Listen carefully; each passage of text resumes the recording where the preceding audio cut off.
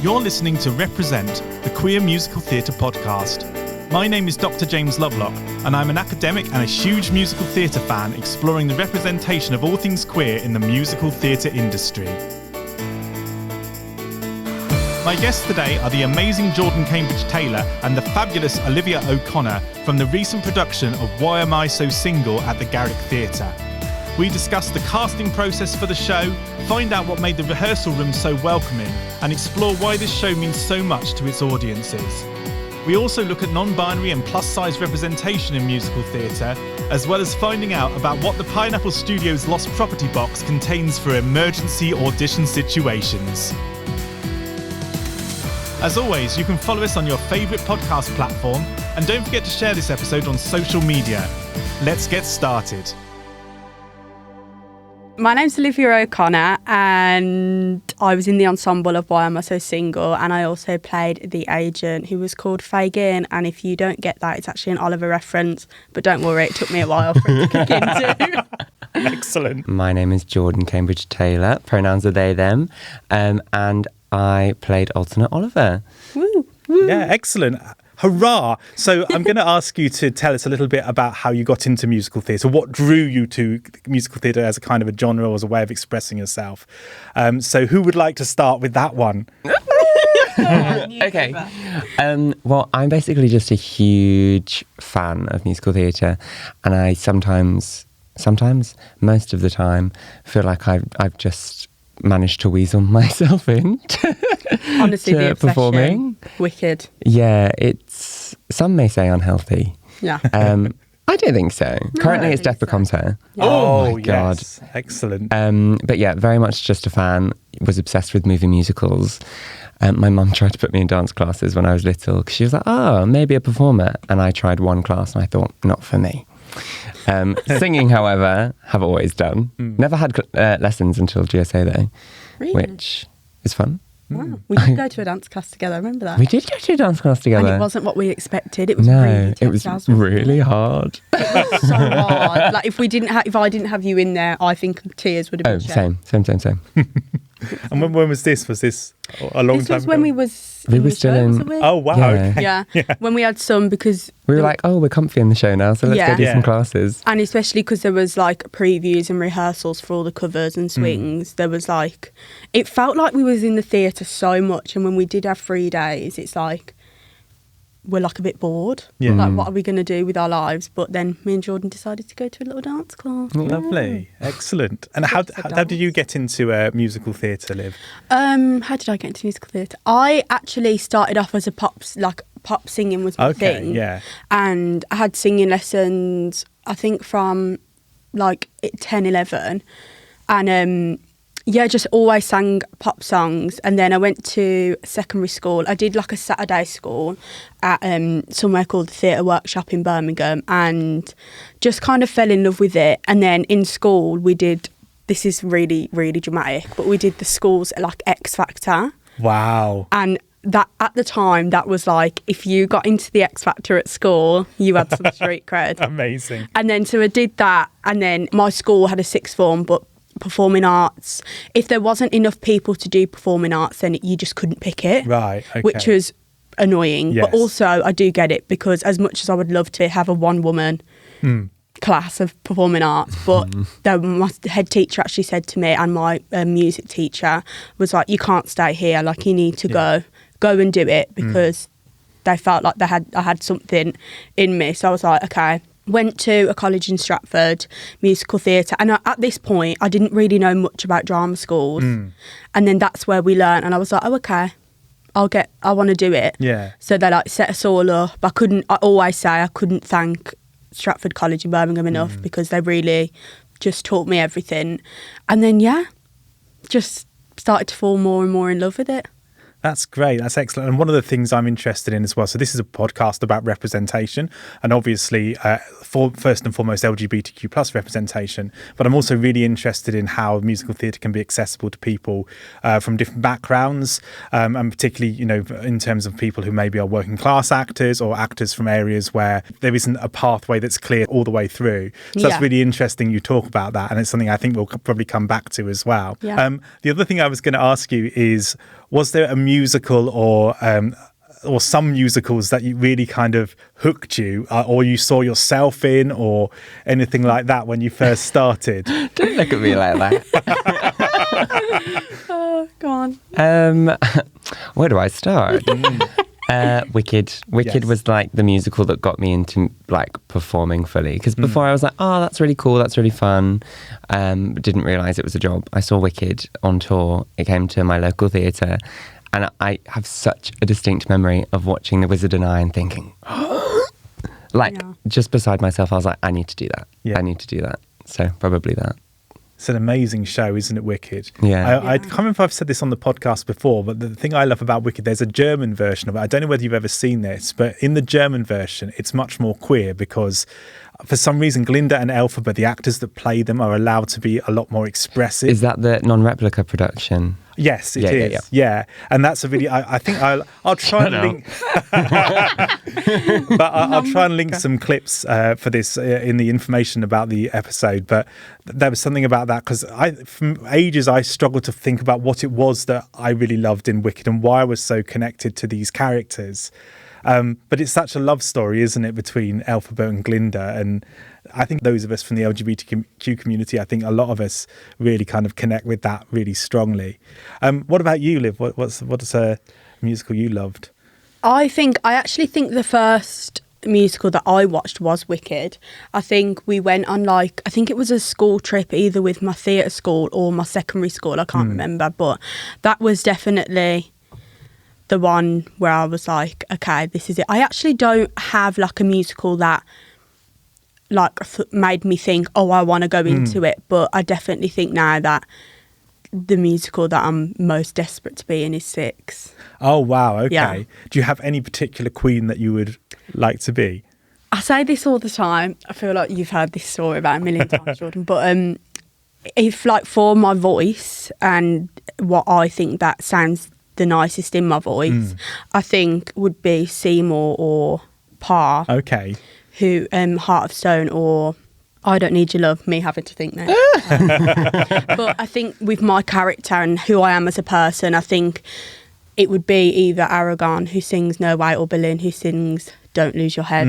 Because they're just a bit, I like to be quite fun and silly on stage, and I feel like you can't really add a bit of fun and silly to Heart of Stone. She's literally crying.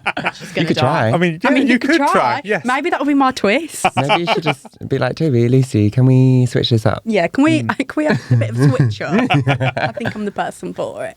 I find that interesting about, how sometimes the roles that we really love as characters are sometimes different to the roles that are written for our voices. Oh, completely. Yeah. And I think that's a really interesting thing that people are starting to think about now when they're casting is, well, can we change the keys of these songs? Can we do things to make them fit the cast better? And I think a lot of that actually comes from working with trans and non-binary singers. Later on in this series, I'll be talking to some people who were in Fangirls, the musical. And Fangirls is one where they definitely, every time that they do a new production, they change the keys, and not just for the trans and non-binary members of cast, but for everybody to find the place where it fits the best. That's lovely. And I wonder brilliant. how far that's something that you've experienced in your training or in the productions that you've done. Is it something, are there conversations about the key that fits you? I think with what you said earlier about, I can't remember how you worded it, but something that I struggle with my voice is that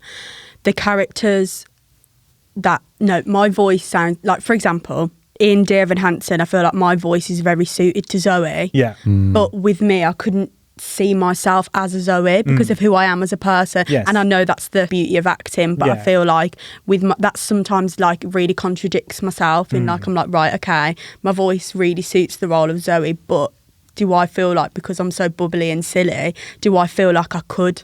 But it's acting. I know, it's but acting, sometimes I just think, oh my God, am I actually an actor then? 'Cause I'm like, I don't think No, same, Yeah. completely. It's a really interesting conversation though, isn't it, about, because I don't think what I'm trying to say here is that you can only play roles that are similar to you as a person. Yeah. But there's also a sense that for some of us, it's very difficult to find those roles that are similar to us as a person because they're not really being written. Not at all. And I think that's a very big thing, particularly with queer representation, but with all sorts of representation as well. They're just characters that are not being written.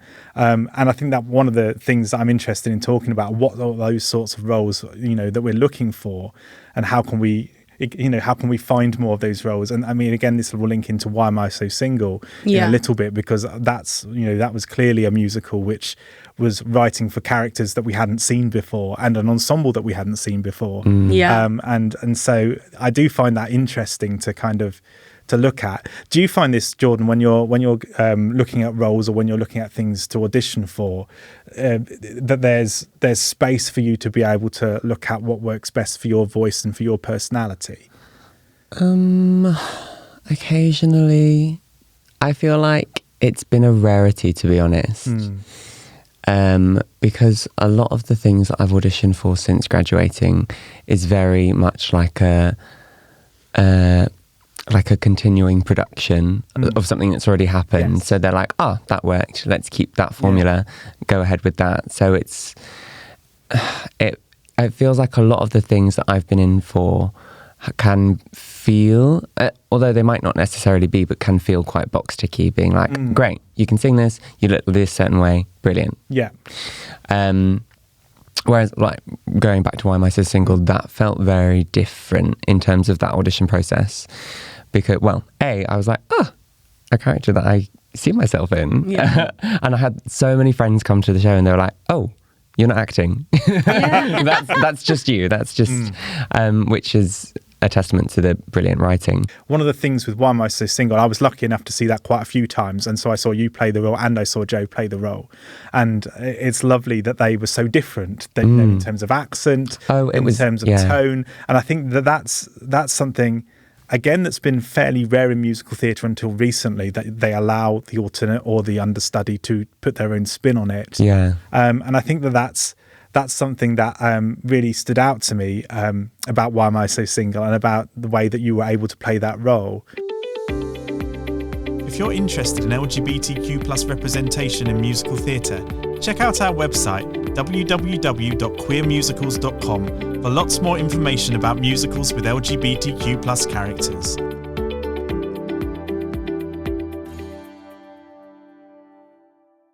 I'm going to take you back all the way to the beginning of this, because I'd like to talk about Why Am I So Single in a little bit of detail. So we've just talked about when you first got this through as a thing to audition for. I mean, I'm a little bit naive about how these audition things work. So was this something that your agent found for you, or something that you found, and how did that work in terms of how you kind of looked for it? So we actually met, side note, me and Liv met before we both were cast in Why Am I So Single. So Liv was auditioning for the show already. Yeah. I had known about it and been like, oh my God, I need to get in for this show. It seems really up my street. Yeah, so actually that is true. We met, what was it? Oh God. It was the Starlight Skate Day. And we were both in for that as well. Yeah, we were both in for that. And that's when we first met each other. And we did actually speak. That's really weird how the world... We? I mean, we probably wasn't in-depth conversation, but I definitely said hello to you. Oh. Right. Thanks. Thanks a lot. Anyway, yeah, so we knew of each other. Yeah. Even though you don't remember. And then my agent got an email through and actually called me, because by this time I'd been in for SITs for quite a few times and that was like a big thing for me. And my agent at the time rang me and was like, oh, Marlo and Moss are writing a new musical. And I was like, okay. I remember being at work and like, I was just like, okay, right. Acting really cool. And then as soon as I ended the phone, I was like to my friend who I work for, because I work at this stage school back home called Garrick Theatre. And I was like to one of my colleagues, I was like, right, I need to send the self-taping by this date. My friend's husband is a videographer, like he films all the football games. I was like, I need you. We're going to film this professionally because this is it. I always say, and I know it's really easy to say because I've done the job, but I was like, something about this, because my best friend Jaden as well, he sent me, Lucy and Toby done a video like, oh, we've just finished writing our next musical, and Jaden was like, you have to go in for this, like you are getting this. And I've still got the screenshot of the message, and I was like, oh my God, look at it now. But yeah, we had to send, I think our journey might be a bit different. Yeah. I had to send in a self-tape of a pop song of your own choice. So did that, did the self-tape, and then got asked to come back in. I think in total, I did about 4 or 5 singing rounds, and then probably 3 or 4 dance rounds, and then there was the big final.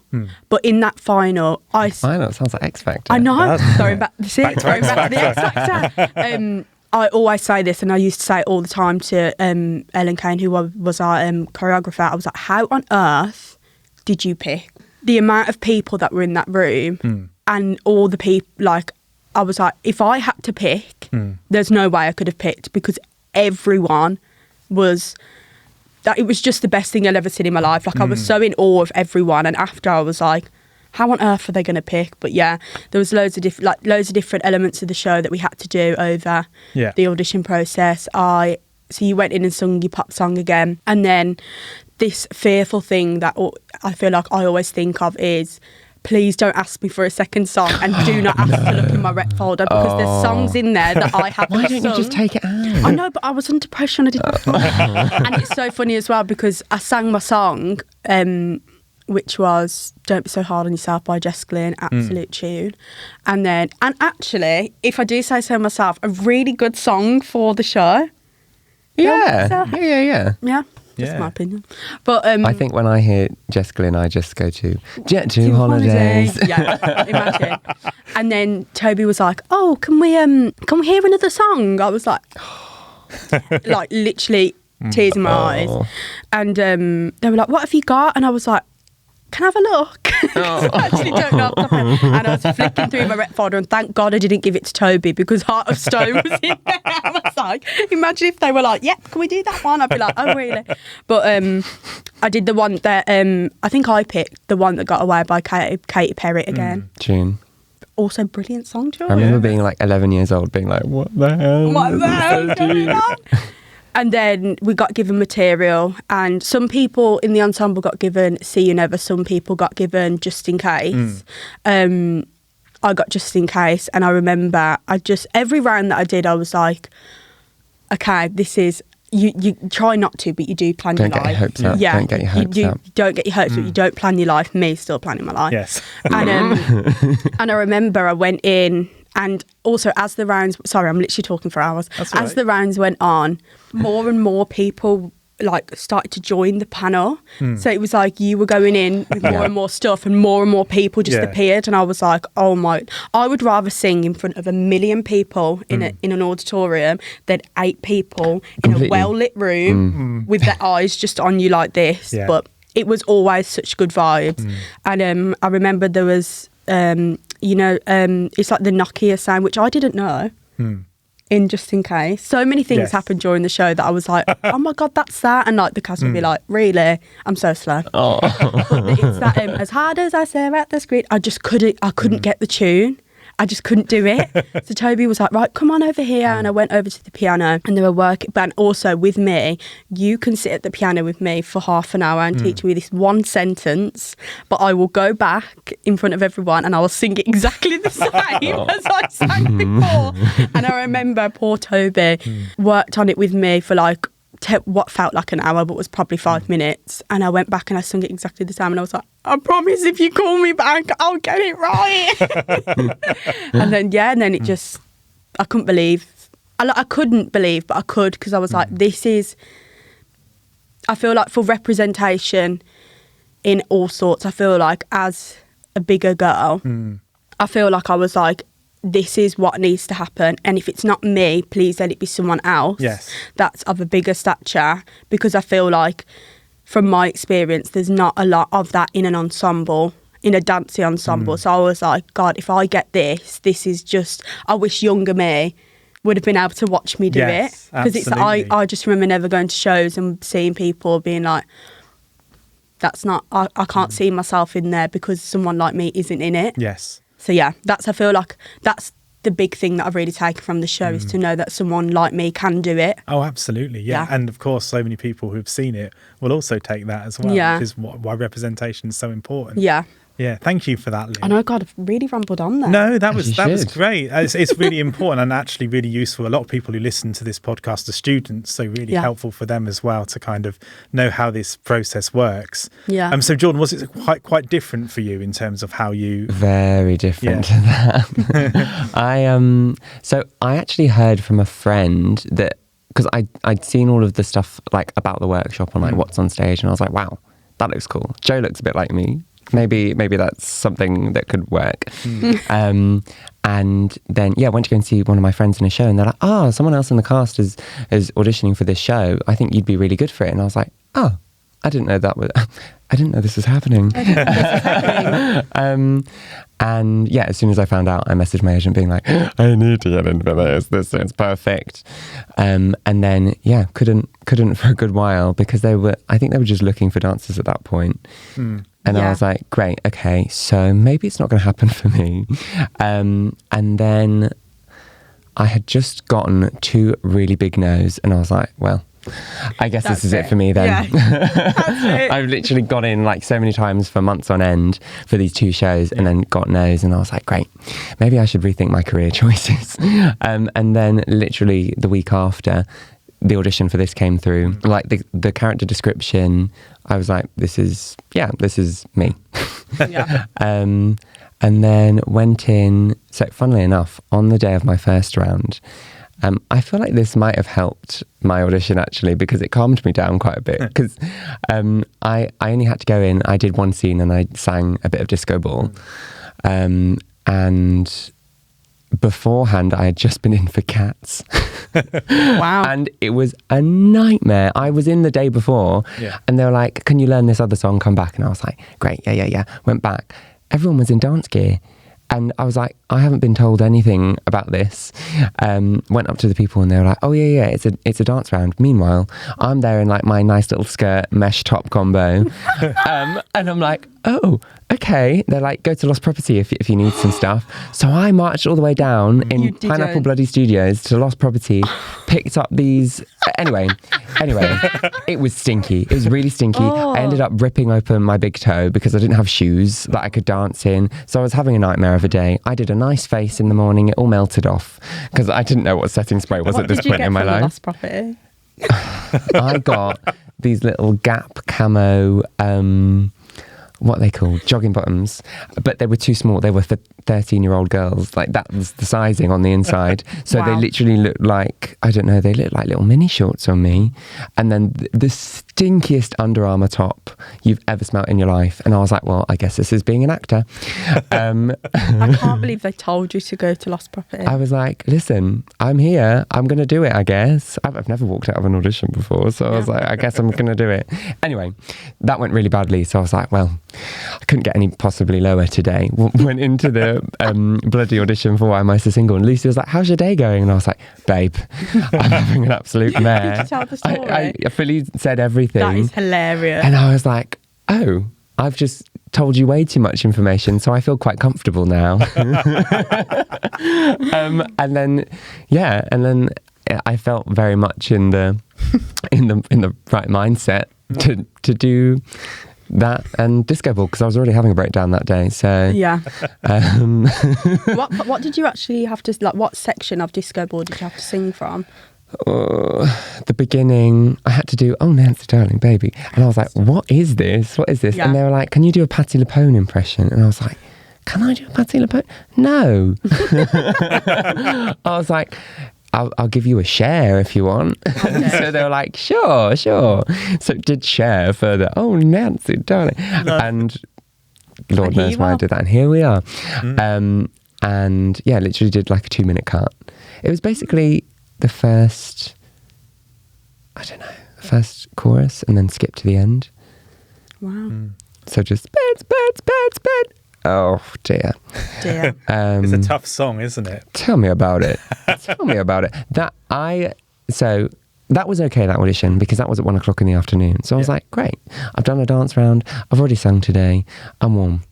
My finals was at 10 o'clock in the bloody morning. Mine was at 9:45. 10 o'clock in the bloody morning. I know mine isn't as extreme as Disco Ball, but I travelled up from Southampton. I was up at like 5 o'clock in the morning, and I was like, right, I need to warm up. And I'm there doing lip trills on the train.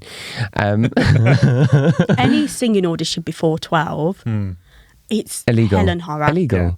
Should be illegal. But I always do have this saying that if it is before 12 and I crack or it goes bad, then I can blame it on the early. But if I'm cracking at 4 p.m, I'm already supposed to be in a matinee, so I shouldn't be cracking that.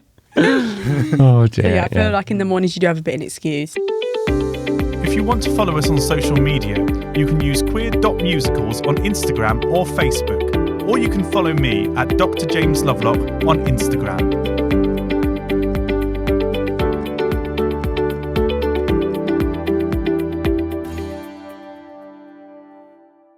The next thing I wanted to ask you about is the first day that you all got together. So the first time that you met the rest of the cast and how that felt and how that worked. Because I guess it's different for every show that you do. But I'm thinking specifically about Why Am I So Single with, I guess, quite a diverse cast, but also a very queer cast as well. And how that felt in terms of, you know, just seeing who you were going to be putting this show on its feet with. I've never been more nervous in my life, to be completely honest. Yeah. I remember coming straight up to you and I was like, I watched your Instagram videos. You're a great singer. And you're like, oh, thank you. Don't you think I always say this, it's so weird how, like, on the first day, how we all were with each other compared to, like, the last day. Like, it's so weird to think that you saw me as this shy person. Like, that's really weird. But I think it was weird because before our show even opened, we had the West End Live rehearsal. Which was lovely. Which was so nice. It felt like a little boot camp. So it was nice to have that, but some people couldn't do West End Live. So then it was so funny because the people who did the workshop was like, especially with Jemima, who was our dance captain on the show, Jemima couldn't do West End Live. Yeah. And everyone was like, you're going to love Jemima. Like, Jemima is great. And I was like, who's Jemima? But now, like, I'm like, yeah, absolutely. She's great. But I feel like it was good that we had that West End Live bit. But then we had like 2 weeks. Well, you might not have had as long as me. Or did you? Was you in a week before? We were in a week before, yeah. Then I had like a 2-week break. You had a nice little holiday. We had a nice little holiday. 2-week break. And then we went back and remember how many people were in that room? We all stood in a circle. Oh my God. Which was so great because everyone got to introduce themselves, pronouns were said, and like it was just, and then what did we say? We had to say who our best friend was. Who our best friend was. That was lovely. Lucy was like, everyone go around, say names, say pronouns, like what your role is in the show and who your best friend was. And it was just really nice hearing that part of everybody. Yeah. There was so many people. There were so many people. It took us so long. And I'm like, how am I going to remember everyone's name? But it's so weird how quickly you do remember people's names. But yeah, it was really nice. That's lovely. And then as you kind of went through, do you think there's a difference in being in a room which I think I'm right in saying a majority queer creative team and completely cast? Yeah. Is there anything that's different about that or anything that you think works in a different way when you've got that sort of space? It's the best. It's the absolute best. That's my favourite room I've ever been in. Yeah.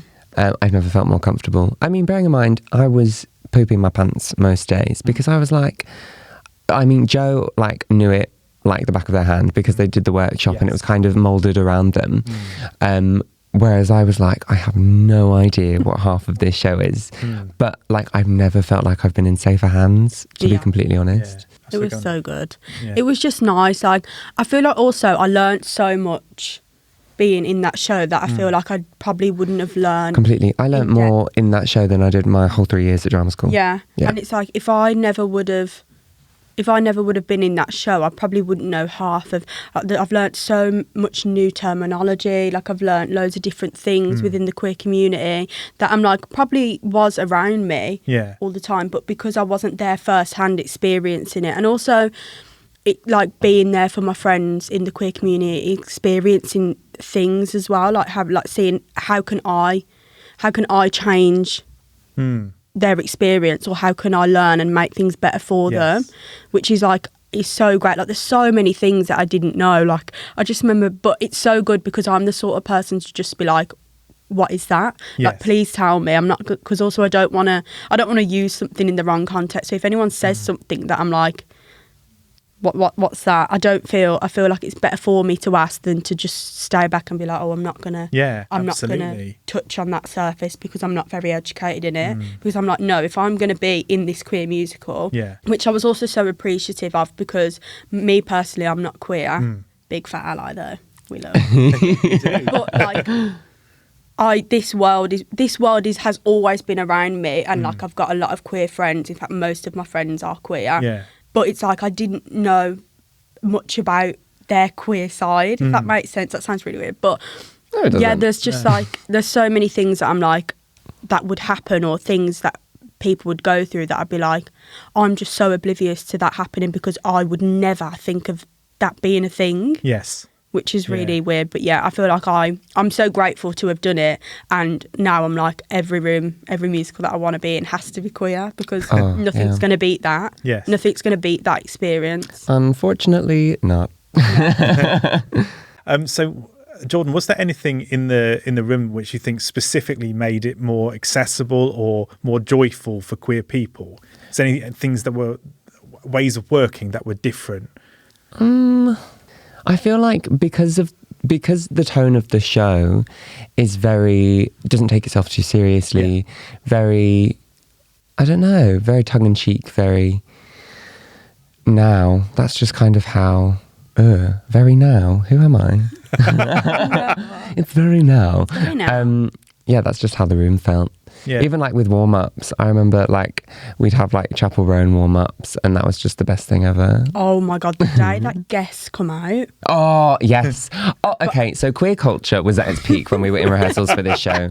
It was Brat Summer, mid-Brat Summer. The day that guests came out, did we just do the whole warm-up to that song? Yeah, we kept replaying it. Yeah. And like, even Toby and Lucy were warming up with us. Like, it was like the world was being taken over. Yeah. And it was just great. It was incredible. It was an incredible. It was an incredible. It was an incredible. I think that's an excellent sentence. That should be repeated whenever possible. That's amazing though, that to have that kind of almost like the outside world coming into the rehearsal room in that way.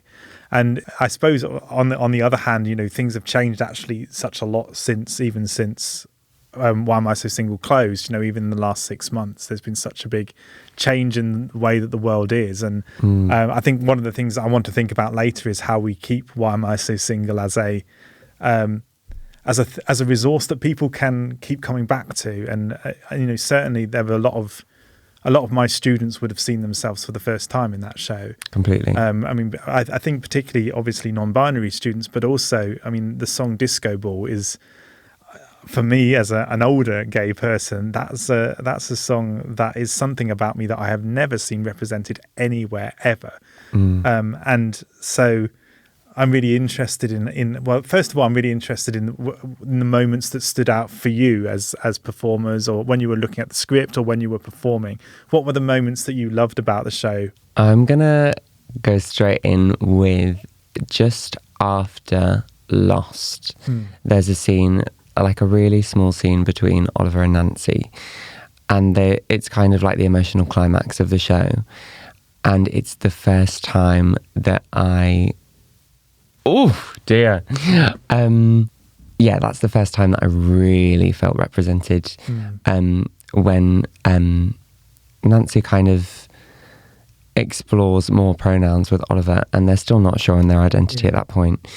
And I remember when in the first week of rehearsals, when it was me, Joe, Lisa, Colette, Toby and Lucy, and Joe Bayton, and Sarah. And we were all just sat around this table. It was the last day. We did a full like read through, sing through, and it got to that bit, and we were all just sobbing and just holding each other. And oh yeah, I've never felt like I've been in a safer, more inclusive space in my life. So that moment particularly, I could never get through a show without absolutely losing it at that point. Yeah, it was so. It just makes you. I literally feel like I could cry thinking about it. Yeah. Like it's such a. It's not a sad moment. It's like the bond of their friendship, and it just gets so. It's affirming. It's an affirming moment, and it's like, oh my god, like. Yeah, I'm what's the word? But it's like, even as in the ensemble, like not being on the stage, like even looking and seeing how vulnerable you both were. It's just like, oh my god, people are really going to connect to this because the people who are actually playing it go through these things, will feel like emotional towards it, will feel like, oh my god, this is a crazy experience. And I just know that from people, even like my mom, like I try to educate my family whenever I can, every time I can, and they learn, like it's great. But even my mum's like, oh my god, like this is awful to think that. It's just like, oh, you just want to get up on the stage and hug them. Like the amount of times I'd want to just march on and be like, it's all right, keep going, like you've got this. Oh, yeah. And then walk off. I'm like, but I can't. It's like such a But I also feel like you should be really proud of yourself for being that vulnerable on stage. Yeah. Because I feel like it is really hard, especially when you have to do it over and over and over again. Yeah.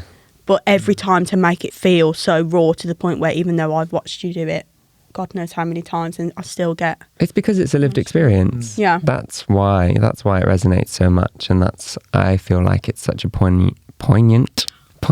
Really is a Who am I? Poignant moment.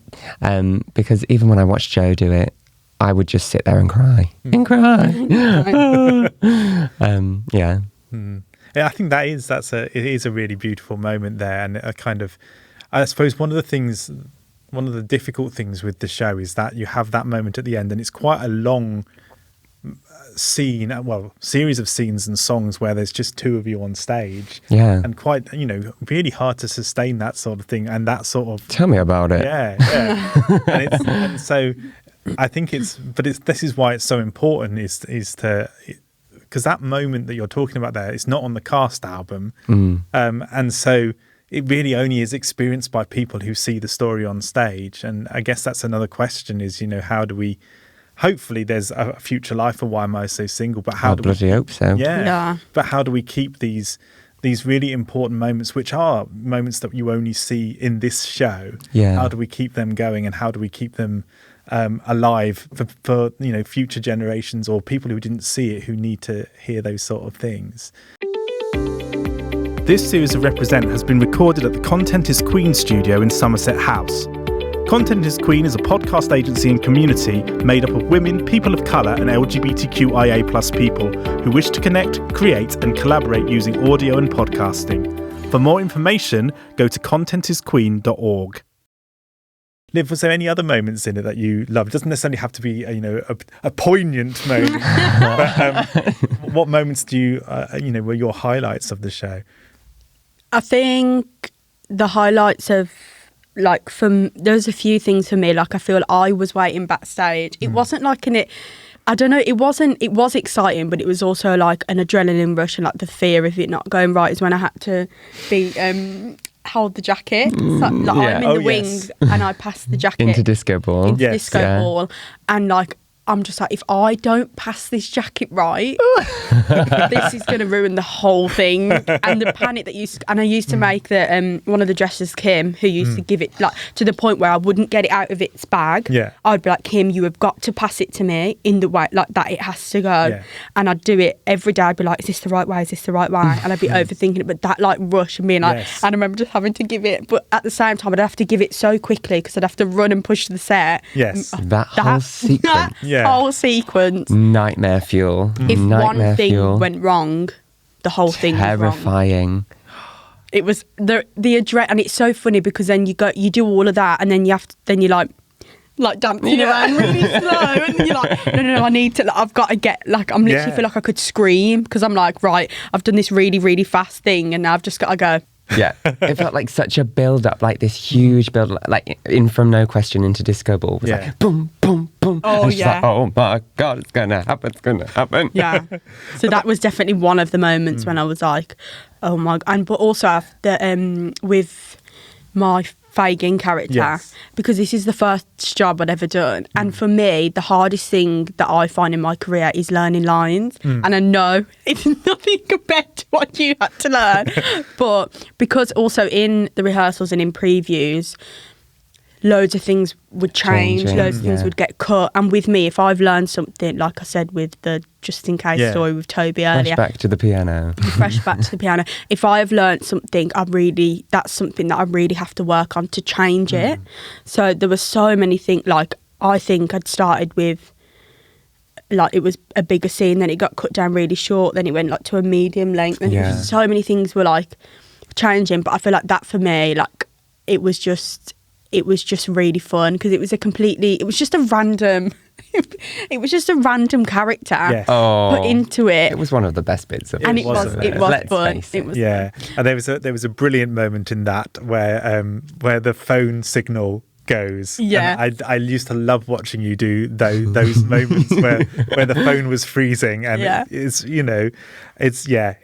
is a really lovely character. It's very different to the workshop as well, I think, because I think Fagin in the workshop was a much bigger character. And where Millie O'Connor was playing it. I think, which was insane that I got to do the role that she originated, which was like, okay.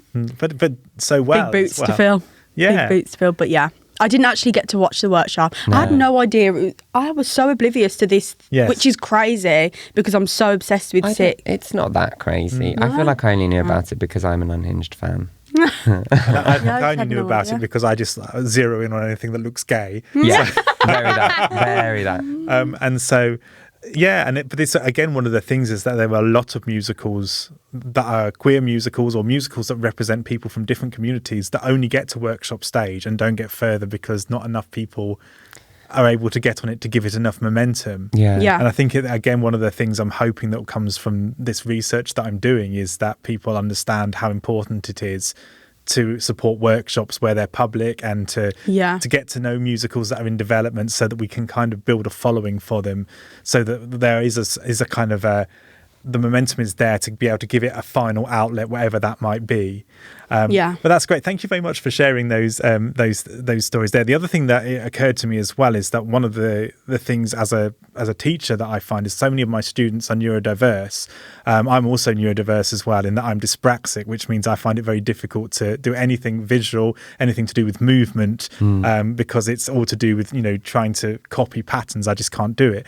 But to me, it makes me think about how important it is to make musical theatre accessible as well for people who are neurodiverse in all sorts of different ways, and I think that's really important as well, and something else about representation that needs looking at, I think, and all the crossovers with that.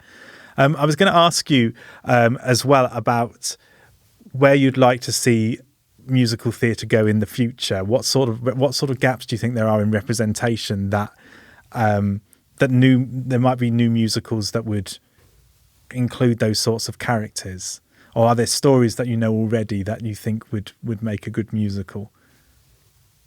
I mean, I just want more trans people on stages. Yes. Especially big like West End stages.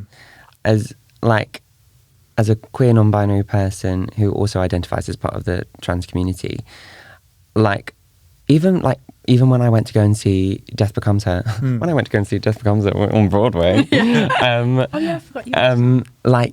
Just the fact that there was a non-binary person in the ensemble, I was like, oh my God, that's so cool. And I'm like, we are so starved of any kind of representation that I'm just like, more please, more. Yes. Because we as non-binary people, the most representation we have is Oliver. For the best kind of representation that you can have, a fully formed character is Oliver. And they're gone. Hopefully they come back. Hope so, yeah. Yeah, I feel like, just going off what you said, I feel like it's almost like, what's the word I'm looking for? Like seeing a non-binary person or a trans person in a show, it's almost like it doesn't happen often. So when you see it, you're like, oh my God, that's great. And it doesn't even need to be, this is it doesn't have to be a brand new piece of work. It just needs to be different casting choices, I think. Like, even like Jinx Monsoon, in anything that she's done, none of those characters are necessarily trans or non-binary characters, but they just happen to have a non-binary person playing that character. So it's not that we obviously do need more trans, non-binary, queer storylines, but just the fact that teams, like directors, casting teams, are open to going a way that hasn't necessarily been done before. I think that's what we kind of need to see more of. Sorry, I just interrupted. No, I was literally so engulfed in what you were saying. Engulfed? Oh my God. Engulfed. That's a great word. That's a great word. Let's keep that word. Let's keep that word in. Maybe we're lecturers now. Yeah. I think probably. Maybe, I think for me, with my journey, I feel like I would love for bigger people in general to not be the funny part. Yes. Which really contradicts what I say, because I do think that is my casting, the funniness. But you have range, babe. Thanks. I feel like with my experience, if I'm getting called in for a show or a job, I'm never the character that I'm like, I necessarily would love to be seen for, because I'm like, I don't look that part. Like, a massive thing for me was in drama school, we did Legally Blonde in our third year show, and I was like, I just knew that this is just how I thought, I'm never going to get called in for Elle because I don't look like her, which definitely has changed, because I think Courtney did an amazing job in the Regent's Park, and I think that was a massive step forward for a black woman of a bigger nature playing Elle Woods, like absolutely. Never thought that I'd be called in for Elle Woods, never was. Would have loved to played one of the Delta News. I knew I never would, because I don't look like how the Delta News would look like back, and this was like 4 or 5 years ago as well, so it's changed massively now. But I just feel like even now there's some roles that I'd die to be in for, but I just never would, because this industry is so based off our headshots, which is wild to me. Yes. Like, why are we being judged off like our face? You don't, like most headshots as well, you don't get to see the rest of the body. I feel like if we're gonna do that, then maybe have like a big picture, like a full picture of exactly what you want. And also, like, I don't know, I feel in a bit of a awkward place at the minute with the casting, because I feel like if I want to be the parts that I want to be, I'm like, I'm going to have to change myself. That's how I feel. But am I not going to get casted as the funny roles if I do lose weight? Because as much as we hate to say it, most of the times when people get the funny roles is because they've got this bigger nature. This is just how I feel.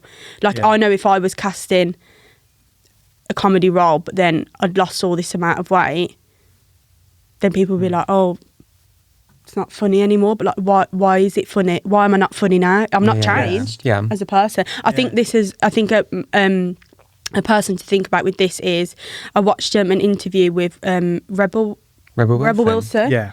And she said for years that she wanted to lose weight, but she was scared that if she did, she wouldn't be in for the roles that she loves to play.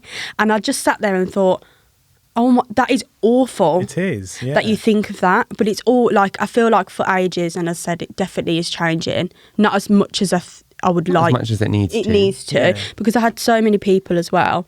I had so many messages and people coming up to me at stage door and saying, like, we are so happy that they've, like, and I always thank Toby and Lucy for this, because it's like little people, that sounds really weird. Like young people would come up to me and be like, you have made me want to go back into it, like and I'm like, do it, but I'm telling you now, it's not easy. No. It's so not easy. And there's so many times where I am quite lucky in the sense of, I've got quite a thick skin, even though my mum wouldn't say so, because I'm like, oh my God. But I feel like for the things that I put myself into, I feel like I've got a thick skin. Oh, completely. We have to. Yeah. And it's like, there is sometimes when I go into auditions and I think I'm the biggest person in this room by far, there's no way, and then there's no way they're going to pick me, because if you looked at me, I bet half the time I think she's not going to be able to get through an 8-minute number.